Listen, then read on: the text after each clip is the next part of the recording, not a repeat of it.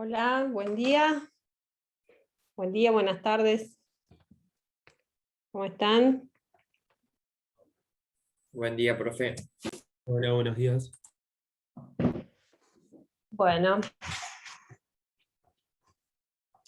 A ver, espérenme un segundito que tengo... Espérenme un segundito.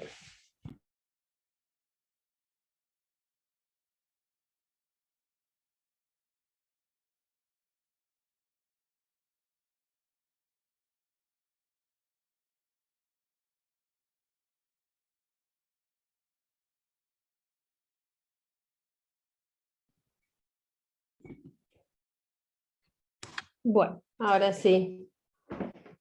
Ahí estamos. ¿Cómo están? ¿Bien?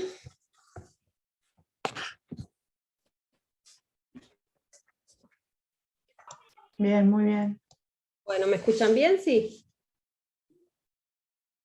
Sí, sí. Sí, profe, se le escucha. Bárbaro. Entonces vamos a arrancar, a continuar con el tema que comenzamos la clase pasada, sobre amparo. Ahora está muy de moda el amparo.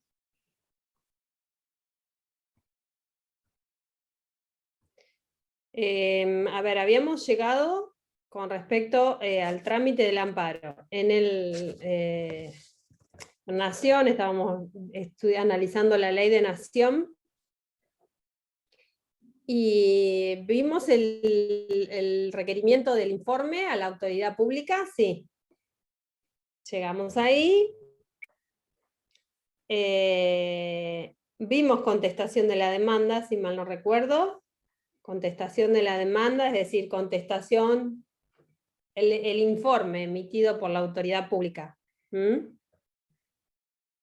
Que hablamos acerca de las excepciones, que no se admiten excepciones como previas y de especial pronunciamiento, sino que todas las defensas se van a resolver en la oportunidad de dictar la sentencia definitiva. Eso lo mencionamos también. Hablamos de dentro de las excepciones, hablamos de creo que mencioné, las cuestiones de competencia, ¿sí? El planteo en el caso de que la autoridad la autoridad requerida quiera hacer algún cuestionamiento acerca de la competencia, lo puede hacer, pero no por vía de inhibitoria, y tampoco se va a resolver como una excepción de previo y especial pronunciamiento, sino que se va también a resolver al momento de el fallo final. Hablamos acerca de que la omisión del requerimiento del informe puede acarrear la nulidad del proceso, acarrea la nulidad del proceso de amparo, ¿sí? Es decir, el requerimiento del informe a la autoridad pública como un paso que no puede excusarse, y cuya omisión acarrea la nulidad. Llegamos, creo que al punto de la prueba en amparo, ¿sí?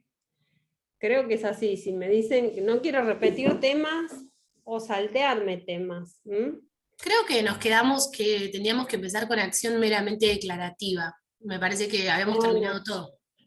No, de amparo no terminamos de analizar el amparo en nación, y tampoco vimos amparo en provincia. De amparo en provincia no vimos nada. No lo tocamos todavía el tema. Y nación todavía no terminamos. Profe, ¿sí? igual lo del informe me parece que no lo vimos. ¿El informe? No, creo que no. No, la verdad que no tomé nota. El informe lo vemos rápidamente. El informe de la autoridad el informe que se requiere. Vamos a repasar un poquito.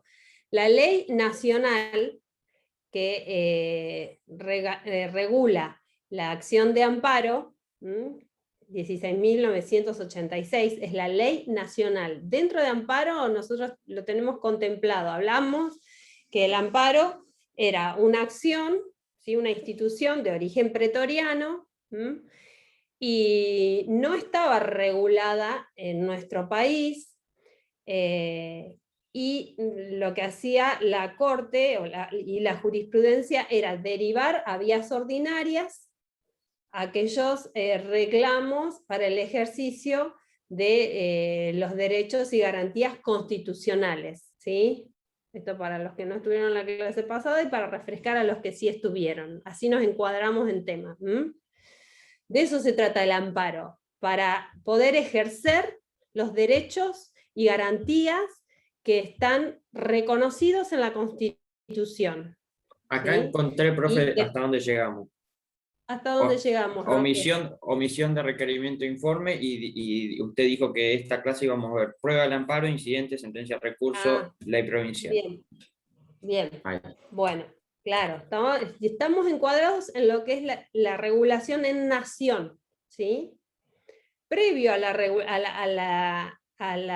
ley que estamos analizando, hablamos de estos fallos que surgieron y que dieron pie a la regulación del amparo, y los fallos, el Siri, y en 1957, y posteriormente el fallo Cot. Tengan presente esto, porque si se habla de amparo, estos fallos puede ser que se tienen que mencionar, ¿sí? Son los antecedentes del amparo. Hasta ese momento lo que se resolvía que era que frente a la necesidad de reclamar derechos constitucionales que estaban siendo afectados, como no había ninguna regulación, ninguna acción específica para esto, ¿qué es lo que se resolvía la jurisprudencia? Que debían ir por la vía ordinaria, ¿sí? Hasta estos fallos en 1957, diciembre, en el caso Siri, que se trató de la clausura de un periódico en la ciudad de Dolores, una clausura sin ninguna causa, sin ninguna causa que lo justifique, ¿sí? Y frente a esta situación es que la Corte resuelve. Bueno, esto obviamente va a juicio, y que finalmente la Corte resuelve que los derechos y garantías constitucionales debían ser resguardados por el solo hecho de estar en la Constitución. Y esto que iba más allá de una norma que lo reglamentara, y que los jueces debían resolver rápidamente frente a la constatación de la afectación de un derecho constitucional. Los jueces debían intervenir de manera inmediata. En este caso, la afectación del derecho constitucional provenía de una autoridad pública, ¿sí? Que es la que ordenó el cierre, la clausura del periódico sin ninguna razón que lo justifique. Esto fue en 1957. Posteriormente, en el fallo Cot, la Corte también vuelve a tocar el tema, acogiéndose a lo resuelto en el fallo Siri, pero ampliando aún más, porque lo que amplió es la posibilidad de ejercer acción frente a la afectación de los derechos constitucionales que provengan de un acto o una omisión que emanados de un particular también. Y este fue el caso Cot en 1958, que esto era una fábrica textil que estaba siendo tomada por obreros en reclamo de derechos laborales. Hubo todo un proceso judicial respecto de esta situación, porque los obreros impedían el paso de los trabajadores y administrativos, incluso de los dueños. Bueno, y había ahí una serie de derechos que estaban, derecho al trabajo, derecho a la propiedad, bueno, y ¿qué es lo que resolvió ahí la Corte? Es que también se incluía cuando la afectación de los derechos constitucionales provengan de la autoridad, de un particular. La ley que termina regulando la acción de amparo no toma este criterio de COT, porque no sé si recuerdan que vimos que la ley nacional es frente a la posibilidad de violación, afectación, amenaza, alteración de derechos que están contemplados en la Constitución, frente a actos u omisión que provengan de autoridad pública, dice la ley de nación, no sé si recuerdan. Sin perjuicio de esto, el Código Procesal de Nación, ¿sí? Artículo 321, también hace lo suyo el Código de Provincia, contempla la posibilidad de que los legitimados pasivos, es decir, que el acto lesivo o la omisión lesiva provengan tanto de autoridad pública como de particulares, por eso se amplía. La ley de nación solamente contempla actos provenientes de autoridad pública, pero el código lo amplía. Estábamos entonces vimos todo el análisis que llegamos hasta el requerimiento del informe a la autoridad, ¿sí? Una vez que el juez hacía el análisis de admisibilidad de la demanda, se requería el informe a la autoridad, y lo analizamos cómo debía ser este informe, qué era lo que estaba, que se podía, y hablamos de las excepciones, y llegamos a mencionar que la omisión del requerimiento era causal de nulidad del proceso, ¿sí? Es decir, que si se omite este acto procesal, es posible que se declare la nulidad del proceso porque hace la del derecho de defensa del demandado en este proceso. Con respecto a la prueba, se ofrece en la demanda por parte del actor y por parte del demandado al presentar el informe. Y se acompaña toda la documental, se ofrece el resto de la prueba. En el caso que haya únicamente documental y que no esté objetada su autenticidad, ¿sí? En el caso que haya únicamente documental como prueba y su autenticidad no esté objetada, el juez ahí dicta sentencia en el plazo de 48 horas de presentado el informe o vencido el plazo para hacerlo, ¿sí? Recuerden que dijimos que en el proceso de amparo los plazos son mucho más abreviados, más reducidos, ¿sí? Fíjense que tenemos 48 horas para ya el dictado de la sentencia, en el caso de que no haya otra prueba más que la documental, ¿sí? Vencido el plazo para el informe o presentado en su caso. Profe, una consulta. ¿Esas 48 horas son en base a las horas hábiles? Porque, o sea, no es lo mismo que 2 días, ¿no? No, en horas de cuenta. Sí. En horas, o sea que contando todas las horas hábiles vendría a ser, ¿no? Hábiles. Quiere decir que sean... Ah, perfecto. Sí. También está la posibilidad de la audiencia, artículo 9 de la ley 16.986, si es que una de las partes ofreció prueba y se ordena su inmediata producción y se fija una audiencia en el marco del proceso de amparo. La audiencia se va a fijar una vez que se presenta el informe o vencido el plazo para hacerlo, obviamente, porque también hay que ver si el demandado va a ofrecer prueba, ¿sí?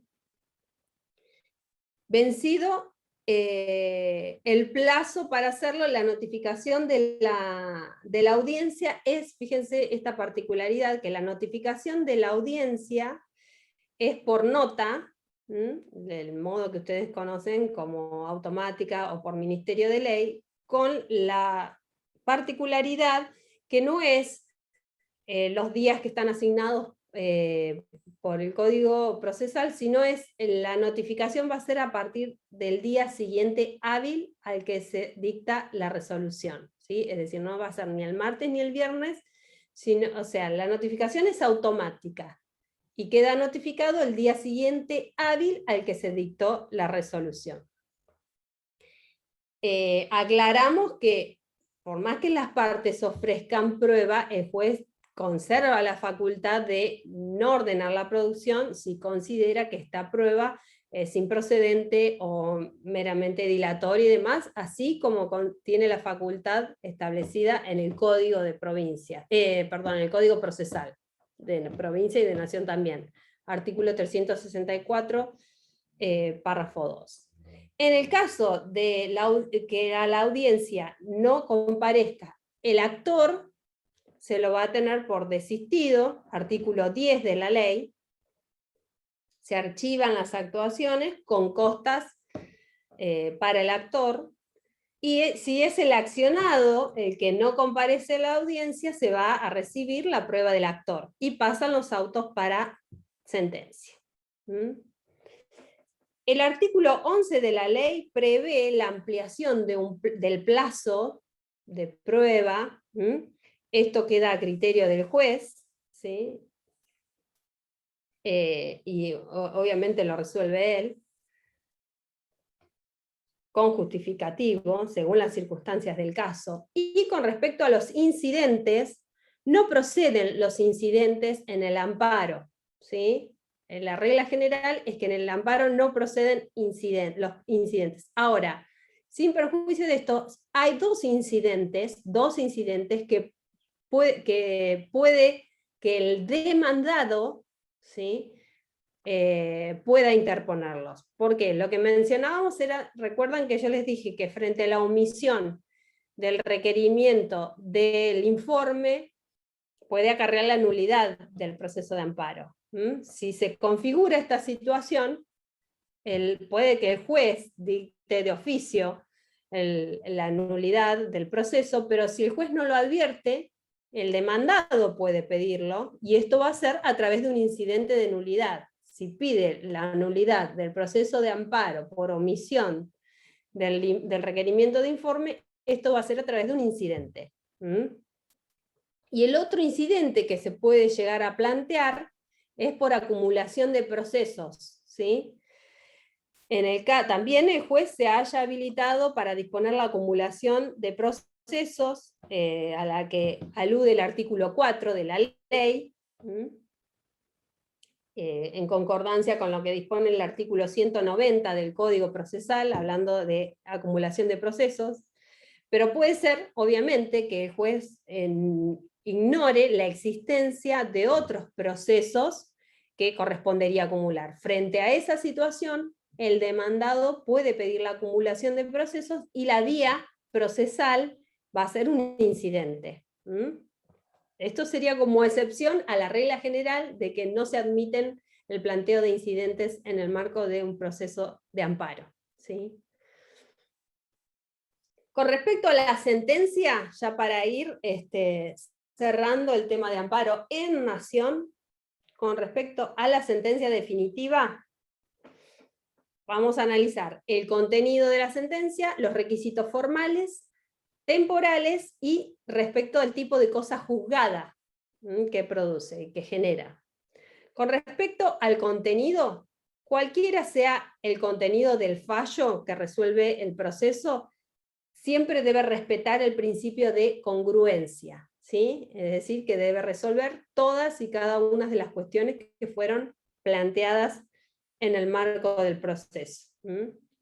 Teniendo en cuenta, además, adecuarse a la situación de hecho existente al momento de dictar la sentencia, es decir, si permanecen el acto lesivo, si ha cesado o permanece aún, para que esta sentencia que se dicta no sea inoficiosa, ¿sí?, caiga en abstracto. Respecto a la sentencia que hace lugar al amparo, a la que actúa, digamos, la pretensión, ¿qué es lo que establece el artículo 12 de la ley? Debe contener, en primer lugar, la mención concreta de la autoridad contra cuya resolución, acto u omisión se concede el amparo, ¿sí? Es decir, que debe determinar concretamente cuál es la autoridad pública contra la cual se dicta la resolución. Habíamos mencionado la posibilidad de que es decir, del supuesto de que se dé que haya imposibilidad de determinar con precisión, ¿sí? Quién era la autoridad pública. En ese caso, y esto era lo que había pasado en el caso Siri, en ese caso se debe, el juez debe determinar o mencionar el órgano o el agente a quien debe dar cumplimiento a la orden de la sentencia, ¿sí? Alguien debe oficiar, dar cumplimiento a lo que el juez ordena a través de la sentencia. Bueno, debe ser indicado. También, en segundo lugar, la sentencia debe establecer claramente cuál es la conducta a seguir. Todo está establecido en el artículo 12 de la ley. La determinación precisa de la conducta a cumplir con las especificaciones necesarias para su debida ejecución. Se trata de una sentencia de condena, ¿sí? Entonces, la sentencia debe establecer cuál es la conducta que está condenando a cumplir. Quizás sea de adoptar determinadas medidas, por ejemplo, que ordene a la autoridad a adoptar determinadas medidas. Esto sería una obligación de hacer. O quizás condene a la autoridad de abstenerse de determinada medida, o de abstenerse o de suspender el efecto de determinado acto, que es lo que está causando la lesión al derecho que se está defendiendo. O de restablecer las cosas al estado anterior también. Por ejemplo, devolución de mercaderías secuestradas. Por ejemplo, reincorporación de algún agente oficial público, ¿sí? La ejecución de un acto, la ejecución de una obligación que no se ha realizado, por ejemplo, la realización de una obra, el pronunciamiento sobre alguna petición que se haya hecho frente a una autoridad pública. Según de qué se trate, según las circunstancias del caso, la sentencia debe fijar cuál es la conducta a seguir por parte de la autoridad demandada. Además, se debe determinar el plazo en que se debe dar cumplimiento a esta conducta. Es un plazo judicial, lo determina el juez de acuerdo a las circunstancias del caso. Eso en cuanto a su contenido. En cuanto a los requisitos formales, son los requisitos formales de una sentencia definitiva genérica, así como ustedes los analizaron, artículo 163, ¿sí? Dentro de un proceso de conocimiento, son los mismos requisitos formales. Con respecto a los requisitos temporales, algo mencionamos: si no existe prueba a producirse, es decir, que la única prueba que consta es la documental, el plazo son 48 horas a partir de que se presenta el informe o vencido el plazo para hacerlo, ¿sí? Si hay ofrecimiento de prueba y se celebra la audiencia, el plazo son 3 días, artículo 11 de la ley, que se van a computar a partir de la realización de la audiencia. Son 3 días. Se amplía un poco más el plazo. Eso respecto a los requisitos temporales. Y en referencia a el carácter de cosa juzgada de la sentencia, esto lo van a ver en el artículo 13 de la ley, hay que distinguir en este caso si la sentencia dictada en el amparo declara o no que hay ilegalidad o arbitrariedad manifiesta del acto impugnado. Hay que distinguir. Si la sentencia declara que hay ilegalidad manifiesta, y este tema lo mencionamos cuando hablamos de la naturaleza jurídica del proceso de amparo, ¿sí? Es decir, en el supuesto caso que el juez declare que hay que a través de la sentencia que hay un acto arbitrariamente arbitrario o ilegal de manera manifiesta, que ese es el requisito que establece el amparo, que esta ilegalidad sea manifiesta, en este caso el juez nos dice que tuvo el conocimiento al respecto del caso necesario, pleno, suficiente para llegar a determinar que hay ilegalidad o arbitrariedad manifiesta. Por eso, en este caso, esta resolución del juez resulta irrevisable. Una vez firme, resulta irrevisable en ese proceso o en otros procesos, ¿sí? El carácter de la cosa juzgada respecto de esta sentencia que declara la manifiesta arbitrariedad o ilegalidad del acto es material, hace cosa juzgada en sentido material, ¿sí? Por lo tanto, una vez firme es irrevisable. En cambio, la sentencia que declara que el acto no es manifiestamente arbitrario o no es manifiestamente ilegal, ¿qué es lo que nos dice a través de esta sentencia el juez?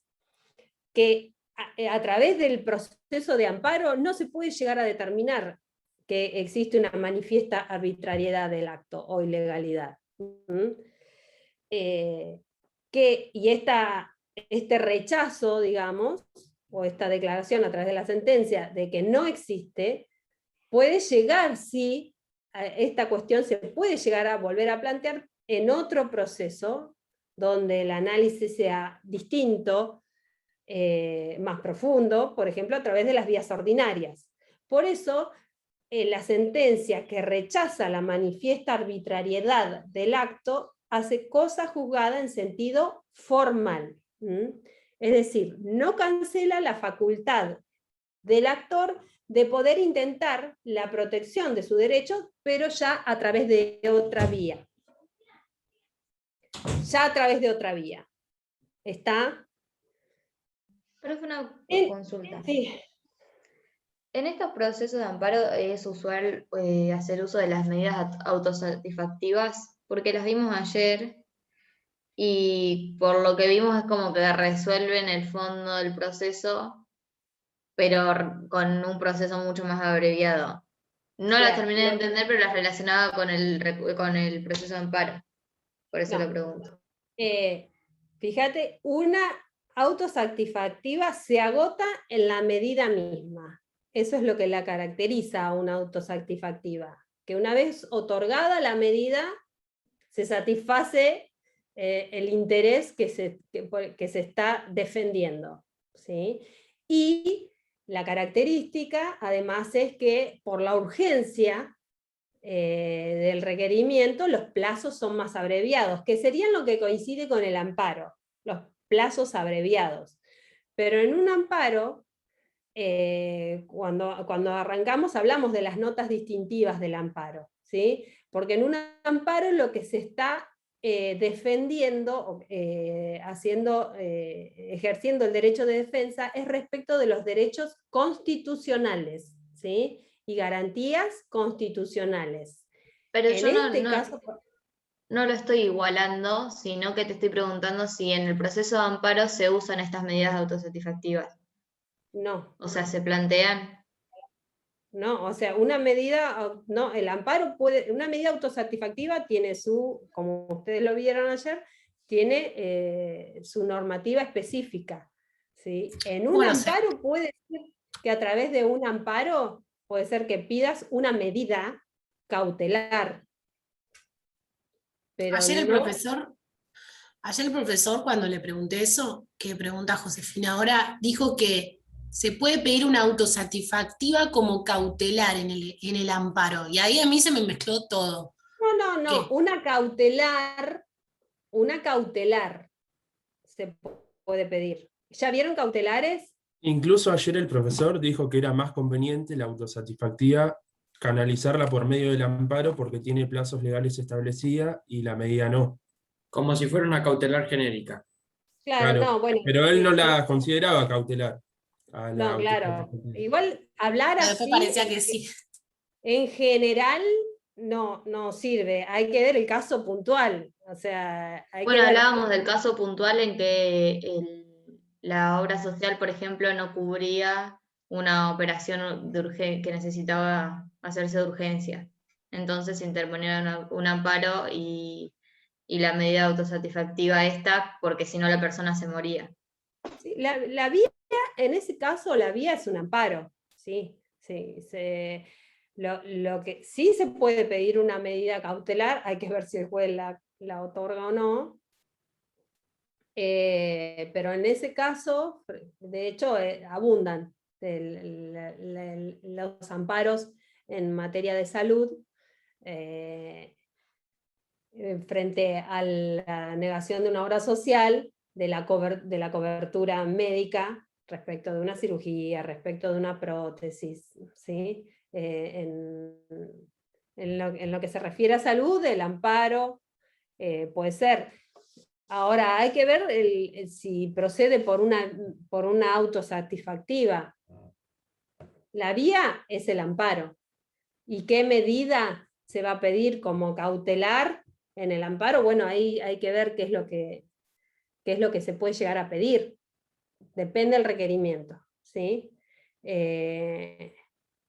Pero si lo que me están planteando es pedir como medida cautelar que el juez ordene que cubra determinada prótesis que se está negando a cumplir en el marco de un amparo, no lo considero viable como medida cautelar en el marco del amparo, porque para eso se está tramitando el amparo, para que el juez lo resuelva en la sentencia definitiva. El ejemplo que había puesto el profesor era de un obrero que había tenido un accidente y que lo estaban operando y le habían amputado una pierna, y lo que se pedía era justamente una prótesis, pero era una cosa que tenía que ser como un poco en el momento, Sí. no había demora, o no tenía que haberla para que la operación De vida o tuviera muerte. éxito. Claro. Sí, bueno, el amparo está encaminado a eso. ¿Y El por qué amparo entonces iríamos por el amparo y no por la autosatisfactiva? ¿Simplemente por los plazos? Porque ahí Sí. en mi caso se me confunde. Se supone que, yo les digo en teoría, chicos, porque esto en la realidad no funciona así. En la realidad no funciona así, o no siempre. Más en temas de salud. O sea, las obras sociales son reticentes a contestar y bueno. Pero sí, iría por el amparo, porque el amparo es mucho más rápido, debería ser mucho más rápido. Se utiliza, es la vía utilizada, por ejemplo, en temas de fecundación, con respecto a salud y demás, siempre frente a la negativa de las obras sociales a cubrir determinados tratamientos, cubrir determinadas cirugías, prótesis y demás. Pero la vía procesal es el amparo, que se puede llegar a plantear a través de una autosatisfactiva. Bueno, depende de la situación concreta, ¿no? Eso ahí ya va a estar en la estrategia del abogado. Y eso ya va a depender de la estrategia del abogado. Fíjense que ahora con este tema de la suspensión de las clases presenciales, se plantearon amparos, solicitando la vuelta a las clases presenciales y demás, y hubo amparos que se rechazaron, pero no porque se negaron, se rechazó la demanda de amparo, sino porque se declararon incompetentes los órganos frente a quienes se plantearon. O sea, eso hay que ver, analizar el caso puntual y ver cuál es la vía procesal que corresponde, y frente a qué, sobre todo, quién es el juez competente para el planteo, ¿sí? Eso, decir, no, conviene más esto, conviene más, no, así, en general, no, hay que ver cuál es el caso puntual. El amparo está pensado en plazos cortos y sencillos, porque justamente lo que se quiere es acceder a una protección rápida y eficaz de derechos que están protegidos en la Constitución. Uno de ellos, el derecho a la salud, por ejemplo, el derecho a la educación, ¿sí? Y analizar en el caso concreto cuál es la vía procesal que corresponde. Pero si hablamos de que necesitamos urgencia, es el amparo. Que dentro del amparo se puedan pedir medidas, bueno, eso hay que ver el juez que va a determinar. Yo como abogada pediría todas las medidas posibles, pero hay que ver en definitiva qué es lo que el juez resuelve, ¿sí? Y que esa medida que pido y que el juez finalmente me otorga me sirva a mí, más allá de lo que se dicte en la resolución, y bueno, hay que verlo en el momento, que es según las circunstancias y las características particulares del caso, ¿sí? Pero como rápido es el amparo, ¿sí? Profe, Bien. perdón que pregunte el tema de la clase anterior hoy, pero porque me quedaron dudas y como lo relacionaron con el amparo, pregunto. En caso de que se resuelva esta medida dentro del amparo, suponte, ¿el proceso sigue? ¿El proceso de amparo? O sea, ¿va a haber una sentencia ya definitiva de la medida? Por eso tenemos que ver de qué estamos, si analizamos un caso, ahí sabemos de qué estamos hablando, porque estamos hablando algo genérico, no sabemos qué es lo que se pide para que el juez resuelva a través de la sentencia, no sabemos qué es la medida que se pidió, si encuadra como una autosatisfactiva, obviamente que el juez no va a dar lugar, porque sí es una medida cautelar, pero si ya se está agotando lo que se está pidiendo a través de la medida, no va a dar lugar. Pero hay que hablar sobre un caso concreto, ¿sí? Porque también hay que ir a cómo estoy justificando que el juez me otorgue esa medida que estoy pidiendo, ¿sí? Ustedes si ya vieron medidas cautelares, si vieron medidas autosatisfactivas, ya ven cuáles son los requisitos para el planteo. Yo entiendo lo que vos decís, qué sentido tiene de seguir con el amparo si ya el juez me resolvió a través de una medida autosatisfactiva, pero hay que ver el caso concreto, si esto es posible, y bajo qué fundamento el juez lo concede, ¿sí? Hay que analizar el caso concretamente, si esto es posible que se pueda llegar a dar así. ¿En qué casos? ¿Sí?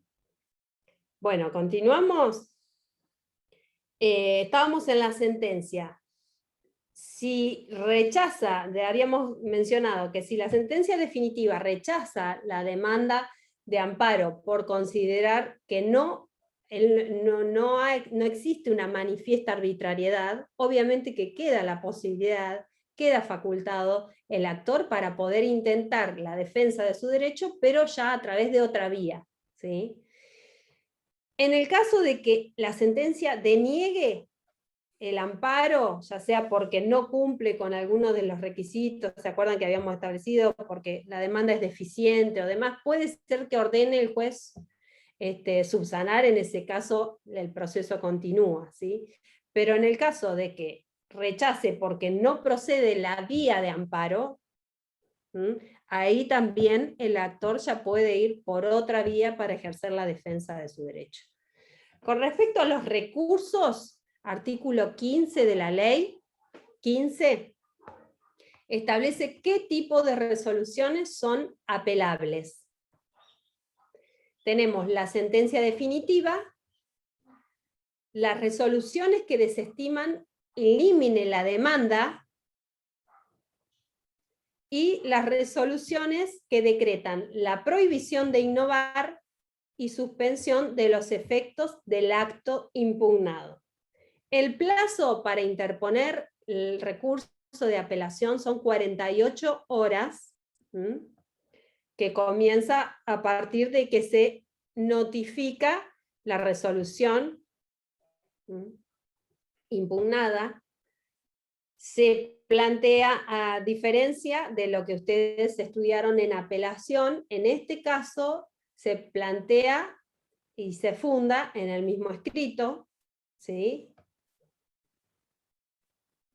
La forma de conceder el recurso de apelación es en relación, artículo 243, párrafo 2 del Código, y se otorga en ambos efectos, es decir, suspensivo y devolutivo.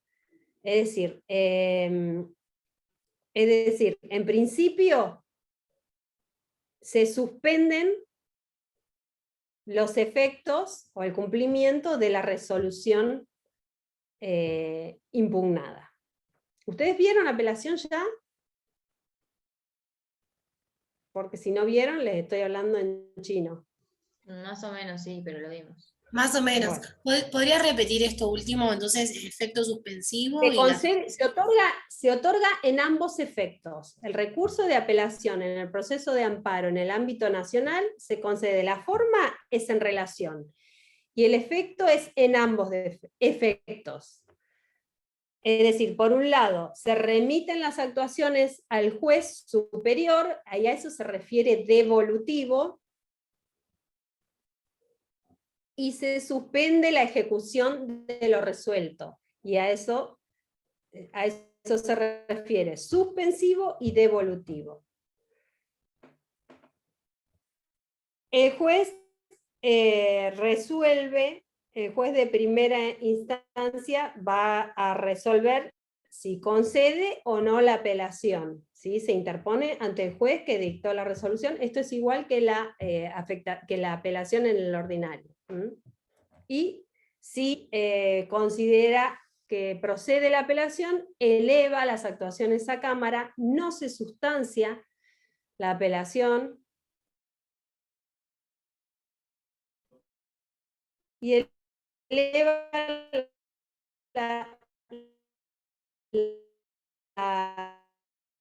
el expediente en un plazo de 3 días para resolver. Cosa aparte del expediente. En el caso de primera instancia, frente tiene el recurso de queja. Esto lo habrán visto cuando vieron también recurso ordinario. De queja directamente ante la Cámara. Son 24 No, pero se le está cortando, se me está cortando a mí. horas. No, a mí también. A mí también se me está cortando. La Cámara puede ser, si me dice acá, creo que sí, tengo conexión inestable. Bueno, díganme si algo no escucharon. Lo repito. Recurso de queja. A partir del recurso de queja. Se cortó Bien. a partir del recurso de queja. Queja es igual que el queja en la queja en los procesos ordinarios, ¿sí? Difieren los plazos, son 24 horas para la interposición de la queja, ¿sí? Directamente ante la Cámara, igual que vieron en los ordinarios. La Cámara tiene 3 días para resolver. O rechaza la queja, ¿sí? Y considera que está bien rechazada la apelación, o si hace lugar a la queja, ahí directamente resuelve el recurso de apelación, ¿sí? Confirmando o rechazando la resolución impugnada. Con respecto a las costas, artículo 14 de la ley, las costas se impondrán al vencido. No habrá condena en costas si antes del plazo fijado para la contestación del informe a que se refiere el artículo 8 cesara el acto u omisión en que se fundó el amparo. Se adhiere al principio general en materia de costas, ¿sí? El amparo. Costas al vencido. Y hace esa aclaración que si antes del plazo para contestar el informe cesan los efectos del acto impugnado, no se le van a imponer las costas. También este es el principio general. La jurisprudencia ha atenuado este principio en base a lo que establece el Código Procesal, artículo 68, párrafo 2. Cuando la parte actora ha creído o ha considerado que razonablemente con derecho a interponer la acción, o cuando el rechazo de la acción pueda obedecer a cambios operados en la jurisprudencia. ¿Sí? Sigue el principio general en materia de costas. Y respecto de la tasa de justicia, tenemos están eximidos del pago de la tasa de justicia, artículo 13, inciso B de la ley 23.898, las demandas de amparo están eximidas del pago de tasa de justicia, pero en el caso que se desestime la pretensión, tienen que pagar la tasa de justicia. ¿Sí? ¿Alguna pregunta? ¿O seguimos avanzando? Vamos con amparo en provincia de Buenos Aires. Hay una ley que regula el amparo en la provincia de Buenos Aires, Vamos a analizar cómo fue la regulación normativa, la innovación que trajo esta ley respecto del amparo normativo, del amparo colectivo, y el análisis de la ley.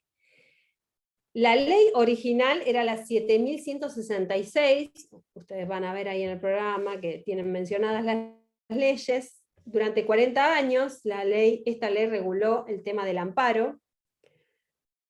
Fue modificada en el 2008 por la ley 13.928. También sufrió modificaciones por cuestiones que daban lugar a diferentes interpretaciones. Es la ley que hoy tenemos, pero modificada, ¿sí? ¿Cuál es la novedad que trajo esta ley? El amparo colectivo. El amparo colectivo. Siguiendo la doctrina del fallo resuelto por la Corte, en el caso Alavi, ¿sí? No sé si lo habrán escuchado mencionar, supongo que sí, donde la Corte declara la inconstitucionalidad de la ley de telecomunicaciones y su reglamentación, ya que respecto de esta ley establecía la intervención de llamadas de comunicaciones telefónicas y por internet, y no precisaba en qué casos y bajo qué justificativos. Entonces, en el caso Alavi, la Corte resuelve la inconstitucionalidad de esta ley, pero la novedad fue con el efecto erga omnes, ¿sí? Entonces, tomando lo resuelto en este fallo Alavi, es que se incorpora este concepto en la ley provincial. En este fallo, la ley establece tres categorías, en este fallo la Corte establece tres categorías de derechos. Los derechos individuales, ejercidos por su titular, los de incidencia colectiva, que tienen por objeto bienes colectivos, y los de incidencia colectiva, que tienen por objeto intereses individuales, pero sí homogéneos.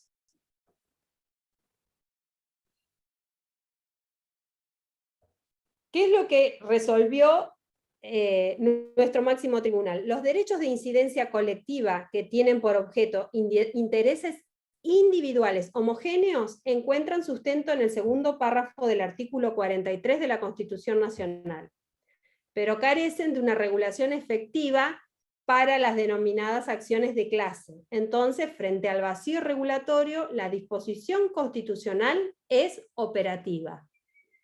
Y es obligación de los magistrados darle eficacia cuando se afecta un derecho fundamental. Entonces, el legislador bonaerense, ¿qué es lo que hizo? Tomó esta doctrina establecida por la Corte en este fallo y la plasmó en la ley provincial que regula la acción de amparo, introduciendo esta innovación del amparo colectivo.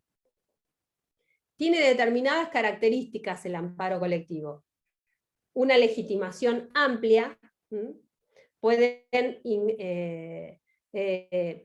incoar la acción de amparo tanto el Estado como personas físicas o jurídicas. También establece que las asociaciones con una debida representación pueden interponer la acción de amparo.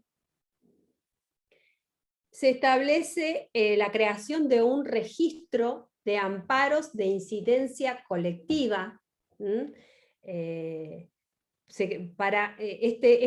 Esta creación del registro exige un sistema de publicidad de los procesos de amparo de incidencia colectiva, para que todos los alcanzados por determinada acción de amparo de incidencia colectiva puedan acceder al conocimiento de ese proceso, de la existencia de ese proceso.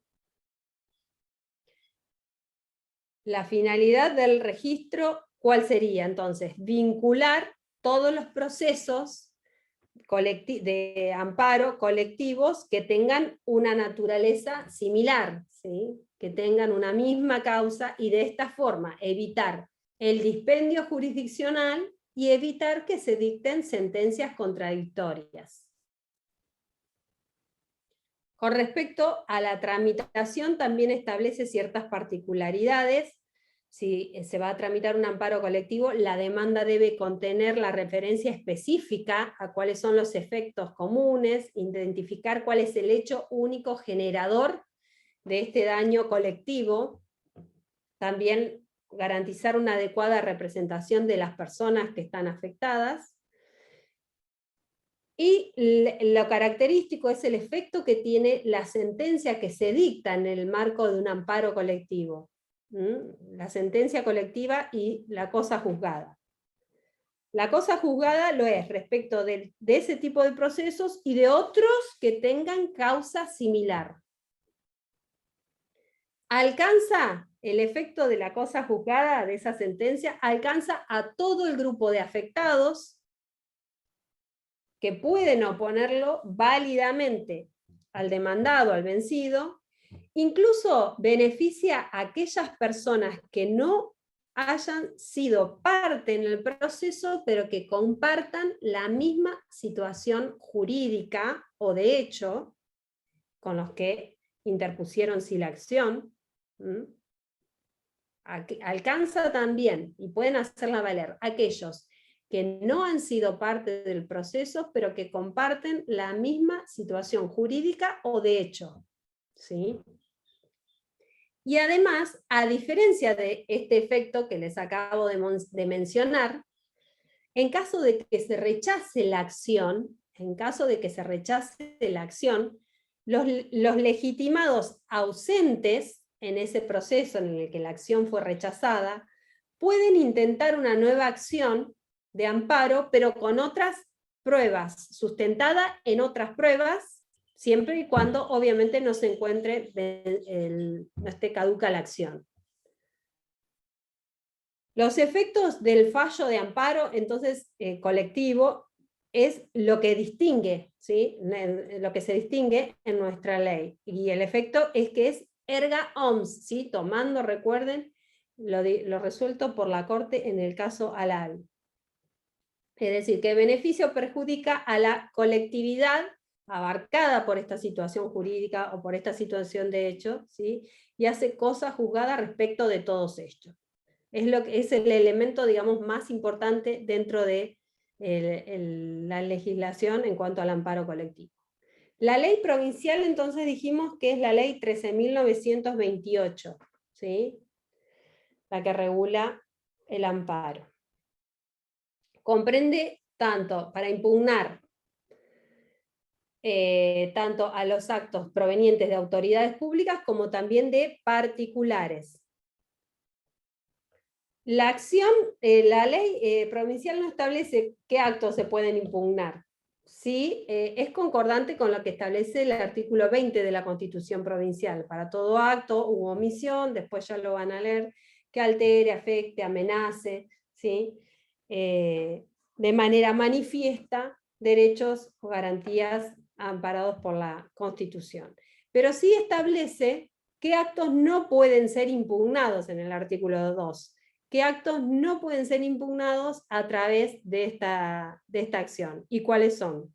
Aquellos que puedan ir, que la ley permita ir por vías ordinarias, cuando sea procedente la garantía de habeas corpus, que ya dijimos que es para, ¿en qué casos corresponde el habeas corpus? Libertad física, sí, privación de la libertad física. Libertad Exactamente. individual. Entonces, no va a proceder el amparo cuando la vía sea el habeas corpus. Cuando Profe, eso solo se sería, ay, perdón, No, eso sería es como en la ley nacional, o sea, si hay otra vía Exactamente. expedita o la habeas corpus no se puede, ¿no?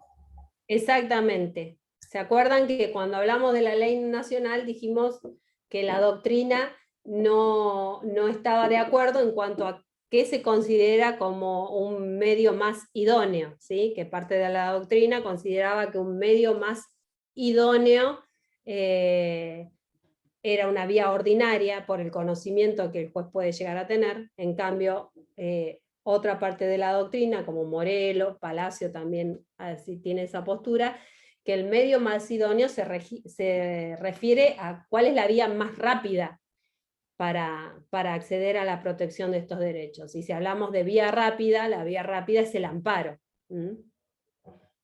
Entonces, cuando correspondan remedios ordinarios, cuando corresponda la vía del habeas corpus, cuando lo que solo se pretende es declarar la inconstitucionalidad de normas de alcance general, no procede la vía de amparo, contra actos jurisdiccionales emanados del órgano judicial. No corresponde la acción de amparo. Con respecto a la competencia, ¿sí? ¿Qué juez es el competente en el ámbito provincial para la acción de amparo? Se prevé la competencia universal o múltiple. Es decir, cualquier juez o tribunal de primera instancia con competencia en el lugar, es decir, en el territorio, en el lugar donde el hecho o el acto o la omisión tengan sus efectos, es el juez competente, ¿sí? Frente a la interposición de una acción de amparo, lo que se procede a hacer es la Receptoría General de Expedientes, procede al sorteo dentro de estos juzgados o tribunales de primera instancia, ¿sí? Civil, penal, comercial, sean de familia, contencioso administrativo, procede al sorteo, ¿sí? Y ahí va a quedar radicado en el juzgado o tribunal que salga sorteado. Si hay más de una acción referida a un mismo hecho, el juez competente va a ser el juez que previno, ¿sí? El juez que intervino primeramente. Con respecto a la legitimación, mencionamos que es una legitimación amplia, menciona que tanto como el Estado, como toda persona física o jurídica que ha sido afectada en sus derechos o intereses individuales o de incidencia colectiva, ¿sí? Establece un plazo de caducidad del artículo 5, que son 30 días a partir de que se toma conocimiento del acto u omisión violatorio de estos derechos, que se considera violatorio, en aquellos casos en que estos actos sean de forma periódica, es decir, que se repitan, cada uno se va a computar el plazo de manera individual. Con respecto a la demanda y los requisitos formales, nombre, apellido, razón o denominación social, domicilio real y constituido del accionante, justificación de la personería invocada conforme a las normas procesales. Recordemos también que si se trata de un amparo colectivo, la correspondiente justificación y representación del órgano que lo esté representando. La individualización en lo posible del actor, del autor del acto,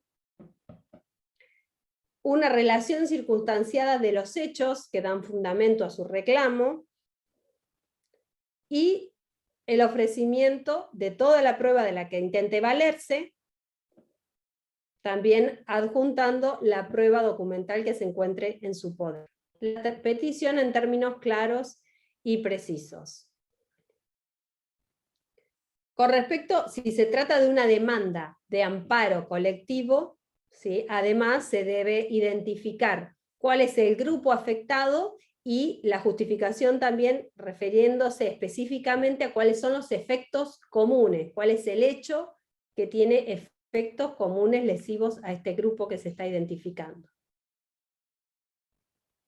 Con respecto, una vez que se interpone la acción, tenemos el control de admisibilidad por parte del juez que ha sido sorteado, se expide acerca de la admisibilidad de la demanda de amparo. Si es manifiestamente inadmisible, procede al rechazo de la acción y el archivo.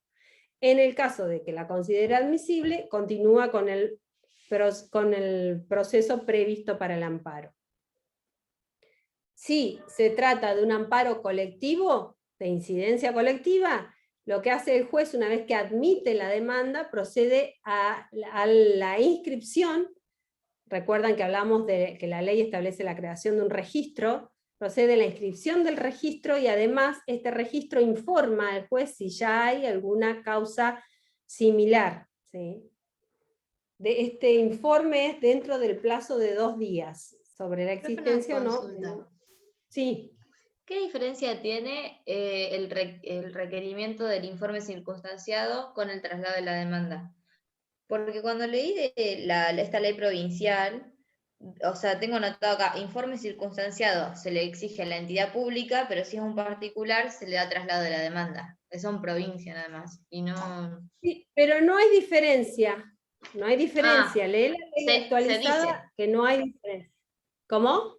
Es como una manera de decir diferente, Sí. pero es No lo mismo. hay diferencia. Perfecto. Lee igual la ley actualizada, ¿eh? Tengan la ley actualizada, porque como les dije al principio de este tema, tuvo muchas modificaciones, así que tengan la ley actualizada, porque incluso antes había diferencia de plazo para la contestación, si era público o privado. No hay diferencia, ¿sí? Se pueden solicitar medidas cautelares, ya sea al interponer la demanda o durante el transcurso del proceso. Si es al interponer la demanda, el juez va a resolver cuando provea la demanda. Si es durante el transcurso del proceso, el juez tiene un plazo de 2 días, de 1 día para resolver. El traslado a la contraparte son por 5 días. 5 días, no hay diferencia si es autoridad pública o si es un particular. Son 5 días y este traslado se puede adecuar a criterio del juez según la naturaleza de la cuestión planteada. Artículo 10 de la ley. También con el traslado, el juez de oficio o a pedido de parte puede establecer una audiencia simplificadora, ¿sí? En el marco de esa audiencia simplificadora se va a determinar, primero se va a tratar de acordar que las partes lleguen a un acuerdo, ¿sí? A resolver la cuestión a través de esta audiencia. Se las invita a las partes a una conciliación. Si no es posible llegar a una solución del conflicto a través de esa audiencia, se va a establecer qué pruebas son las que se van a producir. Si el actor no se presenta a la audiencia, que debe establecerse en el marco dentro de 10 días de que el juez le da trámite al proceso, si el actor no se presenta, se lo tendrá por desistido. En el marco de esta audiencia es que se simplifica la cuestión, ¿sí? Se establece que prueba, si no se llega, primero se intenta llegar a una conciliación, si no se logra, se establece qué prueba se va a admitir, qué pruebas son pertinentes, y se realizan en un plazo de 5 días. Una vez finalizado el plazo, se pasa el expediente para sentencia. Con respecto a la sentencia, una vez que queda el expediente a disposición para dictar sentencia, el plazo es de 5 días, y en la sentencia el juez, similar a lo que veíamos en Nación, debe indicar quién es la autoridad o el particular contra quien se está impugnando el acto, determinar cuál es la conducta que se ordena cumplir, o la omisión también, el plazo para el cumplimiento y el pronunciamiento sobre costas. Puede ser que aunque el acto, aunque el proceso el amparo haya sido resuelto de manera favorable, puede ser que el actor también le quede expedita alguna otra vía para reclamar, por ejemplo, daños y perjuicios que en el marco de un amparo no haya podido reclamar, ¿sí? No significa que no pueda reclamar a través de otra vía, por ejemplo, de los daños, una indemnización por los daños ocasionados por ese acto que fue declarado inconstitucional. ¿Está? Porque lo que se rechazaría sería el pedido del amparo, pero no la cuestión de fondo. Eso sería... No, en el caso de rechazo del amparo, le queda expedita otra vía al actor, ¿sí? Una vía ordinaria. Pero lo que yo digo es que si en el amparo se hizo lugar, se declara que ese acto es lesivo de derechos o garantías constitucionales, y eso ha provocado un daño, y lo que pretende el actor es alcanzar o lograr un reconocimiento a través de una indemnización por esos daños, la vía que procede es otra, no a través del amparo. El amparo lo que busca es que una sentencia diga que ese acto está afectando un derecho constitucional. ¿Sí? Y si resuelve eso, que ordene cuál es la conducta a seguir. Pero más allá de eso, si hubo efectos que provocaron lesiones o daños, el reclamo indemnizatorio va a ser a través de otra vía. ¿Sí? Bueno, con respecto a los amparos colectivos, como mencionábamos, el efecto de la sentencia es respecto de ese proceso y de otros que tengan causa similar, ¿sí? Esa es la característica del amparo colectivo. Recordemos que alcanza al grupo de afectados, el efecto de la sentencia alcanza al grupo de afectados, ellos pueden válidamente oponerlo al vencido en el marco del proceso, pero también alcanza a personas que han estado ausentes en el proceso, pero que comparten la misma situación jurídica o de hecho, con los que interpusieron la acción. Esto es característico del amparo colectivo, ténganlo presente. Y a diferencia de este caso anterior que les estoy mencionando, frente a la posibilidad de rechazo de la acción, los que no fueron parte en ese proceso pueden interponer un nuevo proceso de amparo fundándose en otras pruebas, ¿sí? Siempre que los plazos se los terminan. Entonces, lo característico y que distingue el efecto de una sentencia, de un amparo colectivo, es este efecto erga omnes, ¿sí? Que afecta a todos, a diferencia de una sentencia definitiva que es interpartes, ¿sí? Ténganlo bien presente. ¿Cuáles son las resoluciones que son apelables en el marco de un amparo? La sentencia que determina la inadmisibilidad manifiesta de liminar de la demanda, la declara inadmisible liminarmente, esa es apelable. Las resoluciones sobre medidas cautelares y la sentencia definitiva. La apelación... ¿Me repetís la primera que no escuché? La que rechaza la demanda por inadmisible. Sería la primera resolución que rechaza la demanda por inadmisible. Las que se refieren a medidas cautelares y la sentencia definitiva. La apelación siempre se va a interponer fundada. Esto es una diferencia con el trámite de apelación que ustedes conocen. La apelación se presenta, se interpone fundada dentro del plazo de 3 días, ¿sí? De notificada la resolución, y ese juez, frente a quien se interpone la resolución, que le corresponde conceder o denegar el recurso dentro del mismo día. La concesión de la apelación se otorga con efecto devolutivo. Solo en casos excepcionales, a criterio del juez y fundadamente, el juez puede concederla con efecto suspensivo. ¿Sí? Esto tiene que ver con el cumplimiento o no de la medida que está siendo apelada.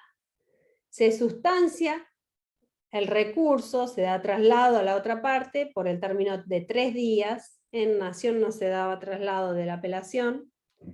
Se eleva a la Cámara, que es el órgano que va a resolver la apelación, y se expide también dentro del plazo de 3 días de recibido el expediente. En el caso de denegarse la apelación, también tiene el recurrente el recurso de queja ante la Cámara, y que debe ser interpuesto en el plazo de 1 día de notificada la denegatoria de la apelación. con respecto a las notificaciones, el traslado de la demanda, la citación a la audiencia, la sentencia y el traslado de recursos son por cédula o personalmente. El resto son por ministerios de ley. También para este caso tenemos la exhibición o exención de la tasa de justicia. Esto es con el fundamento de garantizar un debido acceso a la justicia. Y con respecto a las costas, también rige el principio general, costas al vencido, fundado en el principio objetivo de la derrota.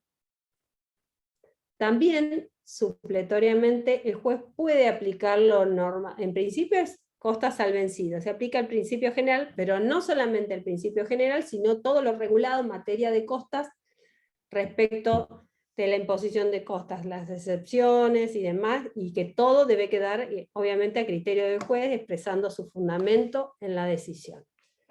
Bueno, gente, hasta acá vimos amparo, ¿sí? Yo tengo que contabilizar cuántas clases nos quedan, porque de todos los temas que nos quedan, el proceso, creo que tenemos tercerías, me parece. La sentencia declarativa, son temas cortos. Bueno, Incidentes y tercerías, me queda. Va ahí la meramente declarativa. Es meramente declarativa, incidentes, tercerías y proceso sucesorio, que sería el tema, digamos, que más tiempo nos puede llevar. Voy a contabilizar bien cuántas clases nos quedan. ¿Cuándo es ya les dieron la fecha de examen? Bueno, yo después igual voy La dieron, pero no, yo no me la acuerdo. El 8 de julio. 8 de julio. Profe, antes que termine, Bueno, puede ser el 8. Ah, sí. ¿Cómo? ¿El plazo de interposición del amparo en provincia es el mismo que en Nación o es de 30 días? Porque lo tengo anotado, pero capaz que... Ah, 30 días. Perfecto. Contados a partir de que se toma conocimiento del hecho, ¿sí? Del hecho o del acto que se está impugnando. Bueno, lo que más quería desarrollar yo, por la importancia y sobre todo por lo frecuente que es el amparo, es un proceso que es frecuente en nuestro querido país. Proceso sucesorio también es uno de los procesos que más se ven, y en el medio tenemos estos temas que creo yo que van a ser más cortos, ¿sí? Así que por hoy dejamos acá, y después voy a organizarme bien con las clases para poder abarcar todos los temas sin ningún problema hasta antes de llegar el día del examen, ¿sí? Dale, bueno, nos gracias. estamos viendo la semana que viene. Chao, Gracias. profe, gracias. Nos vemos. Hasta luego.